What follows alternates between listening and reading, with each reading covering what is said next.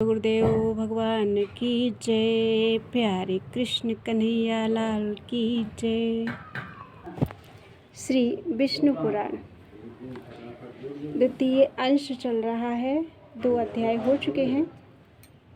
आज तीसरा अध्याय भारत आदि 9 खंडों का विभाग। श्री पराशर जी बोले, हे मैत्रेय, जो समुद्र के उत्तर तथा हिमालय के दक्षिण में स्थित है वह देश भारतवर्ष कहलाता है। उसमें भरत की संतान बसी हुई है। हे महामुने, इसका विस्तार 9000 योजन है। यह स्वर्ग और अपवर्ग प्राप्त करने वालों की कर्म भूमि है। हे महामुने, इसमें महेंद्र, मलय, सह्य, शुक्तिमान, ऋक्ष, विंध्य और पारियात्र ये 7 कुल पर्वत हैं। हे मुने, इसी देश में मनुष्य शुभ कर्मों द्वारा स्वर्ग अथवा मोक्ष प्राप्त कर सकते हैं और यहीं से पाप कर्मों में प्रवृत्त होने पर वे नरक अथवा तिर्यक योनि में पड़ते हैं। यहीं से कर्मानुसार स्वर्ग, मोक्ष, अंतरिक्ष अथवा पाताल आदि लोकों को प्राप्त किया जा सकता है। पृथ्वी में यहाँ के सिवा और कहीं भी मनुष्य के लिए कर्म की विधि नहीं है। इस भारतवर्ष के 9 भाग हैं। उनके नाम ये हैं: इंद्रदीप, कशेरु, ताम्रपर्ण, गभस्तिमान, नागद्वीप, सौम्य, गंधर्व और वारुण तथा यह समुद्र से घिरा हुआ द्वीप उनमें 9वां है। यह द्वीप उत्तर से दक्षिण तक सहस्र योजन है। इसके पूर्वी भाग में किरात लोग और पश्चिमी में यवन बसे हुए हैं तथा यज्ञ, युद्ध और व्यापार आदि अपने अपने कर्मों की व्यवस्था के अनुसार आचरण करते हुए ब्राह्मण, क्षत्रिय, वैश्य और शूद्रगण वर्ण विभाग के अनुसार मध्य में रहते हैं।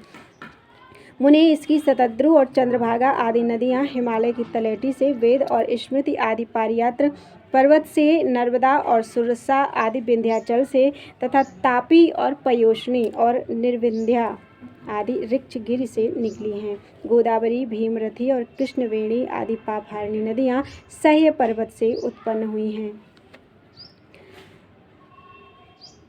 कृतमाला और ताम्रपर्णी आदि मलयाचल से, त्रिशामा और आर्यकुल्या आदि महेंद्रगिरि से तथा ऋषिकुल्या और कुमारी आदि नदियाँ शुक्तिमान पर्वत से निकली हैं। इनकी और भी सहस्त्रों शाखा नदियाँ तथा उपनदियाँ हैं। इन नदियों के तट पर कुरु, पांचाल और मध्य देश आदि के रहने वाले पूर्व देश और कामरूप के निवासी पुंड्र, कलिंग, मगध और दाक्षिणात्य लोग, अपरांत देशवासी सौराष्ट्रगण तथा सूर, आभीर और अर्बुदगण, कारुष, मालव और पारियात्र निवासी शौवीर, सैंधव, हूण, साल्व और कौशल देशवासी तथा माद्र, आराम, अम्बष्ट और पारसीगण रहते हैं। हे महाभाग, वे लोग सदा आपस में मिलकर रहते हैं और इन्हीं का जल पान करते हैं। इनकी सन्निधि के कारण वे बड़े बड़े हृष्ट-पुष्ट रहते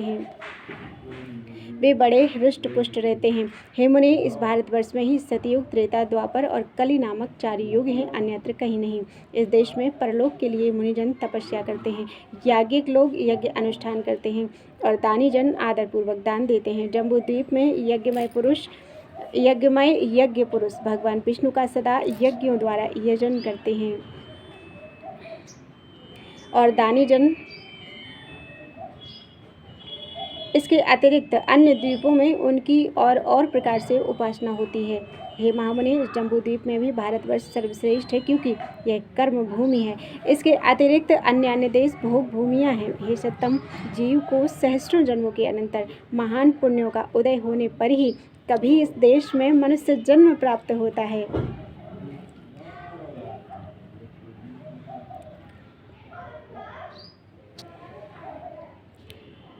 देवगण भी निरंतर यही गान करते हैं कि जिन्होंने स्वर्ग और अपवर्ग के मार्गभूत भारतवर्ष में जन्म लिया है वे धन्य हैं, बड़भागी हैं। वे पुरुष हम देवताओं की अपेक्षा अधिक धन्य हैं जो इस कर्म भूमि में जन्म लेकर अपने फलाकांक्षा से रहित कर्मों को परमात्म स्वरूप श्री विष्णु भगवान को अर्पण करने से निर्मल, पाप पुण्य से रहित होकर उन अनंत में ही लीन हो जाते हैं। वे धन्य हैं। पता नहीं अपने स्वर्गप्रद कर्मों का क्षय होने पर हम कहाँ जन्म ग्रहण करेंगे।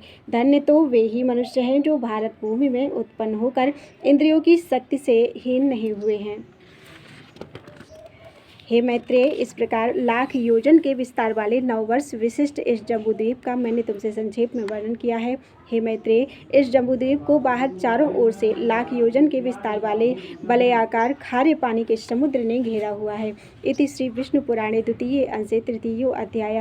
बोलो वृंदावन बिहारी लाल की जय।